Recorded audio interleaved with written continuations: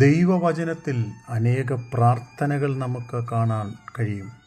ചില പ്രാർത്ഥനകൾ വേഗത്തിൽ മറുപടികൾ ലഭിച്ച പ്രാർത്ഥനയാണ്. ചില പ്രാർത്ഥനകൾക്ക് വർഷങ്ങളുടെ കാത്തിരിപ്പുകൾക്ക് ശേഷമാണ് മറുപടികൾ ലഭിക്കുന്നത്. ചില പ്രാർത്ഥനകൾ മനുഷ്യരുടെ വിധിയെയും കണക്കുകൂട്ടലുകളെയും മാറ്റിയെഴുതിയ പ്രാർത്ഥനകളാണ്. ചില പ്രാർത്ഥനകൾ ശത്രുവിൻ്റെ പദ്ധതികളെ തകർക്കുകയും ഇല്ലായ്മ ചെയ്യുകയും ചെയ്യുന്ന പ്രാർത്ഥനകളാണ്.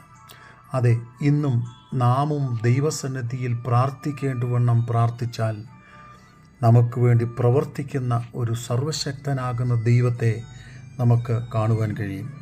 1 ദിനവൃത്താന്തങ്ങളുടെ പുസ്തകം 4-ാം അധ്യായം അതിൻ്റെ 9-ാം വാക്യം, യബ്ബേസ് തൻ്റെ സഹോദരന്മാരെക്കാൾ ഏറ്റവും മാന്യനായി തീർന്നു. തൻ്റെ അമ്മ അവനെ വ്യസനത്തോടുകൂടി പ്രസവിച്ചു എന്ന് പറഞ്ഞ് അവൻ യബ്ബേസ് എന്ന് പേരിട്ടു. യബ്ബേസ് ഇസ്രായേലിൻ്റെ ദൈവത്തോട്, നീ എന്നെ നിശ്ചയമായും അനുഗ്രഹിക്കുകയും എൻ്റെ അതിർ വിസ്താരമാക്കുകയും നിൻ്റെ കൈ എന്നോടുകൂടെ ഇരിക്കുകയും ചെയ്യണം എന്ന് ദൈവത്തോട് പ്രാർത്ഥിച്ചു. അതെ, പ്രാർത്ഥനകൾ മാനുഷിക വിധികളെ മാറ്റിമറിക്കുന്ന ഒന്നാണ്.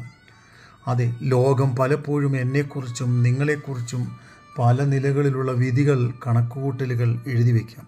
എന്നാൽ മാനുഷിക വിധികളെ മാറ്റുന്നതാണ് പ്രാർത്ഥനകൾ.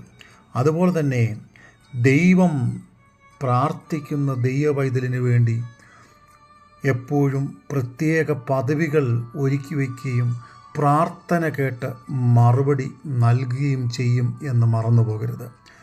പിന്നെയും നാം ചിന്തിക്കുമ്പോൾ പ്രാർത്ഥന കേൾക്കുന്ന ഉന്നതനായൊരു ദൈവമുണ്ട്. ആ ഉന്നതനായ ദൈവം അത്യുന്നതനായി നമുക്ക് വേണ്ടി പ്രവർത്തിക്കും.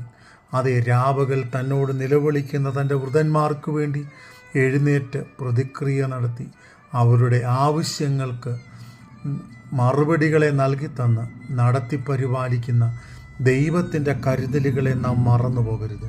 ഇന്ന് നമ്മുടെ ജീവിതത്തിൽ വ്യക്തമായി പ്രാർത്ഥിക്കുവാനുള്ള ഒരു കാഴ്ചപ്പാടും വാഞ്ചയും ആഗ്രഹവും ഉണ്ടാകുമെങ്കിൽ അതെ, അപേക്ഷിച്ചതിനെയൊക്കെയും നൽകി തരുവാൻ കഴിയുന്ന ജീവനുള്ള ഒരു ദൈവത്തോടാണ് നാം പ്രാർത്ഥിക്കുന്നത്. അതുകൊണ്ട് മടുത്തു പോകാതെ ദൈവസന്നിധിയിൽ നമുക്ക് പ്രാർത്ഥിക്കാം. നമ്മുടെ ആവശ്യങ്ങൾ സ്തോത്രത്തോടെ ദൈവത്തെ അറിയിക്കാം.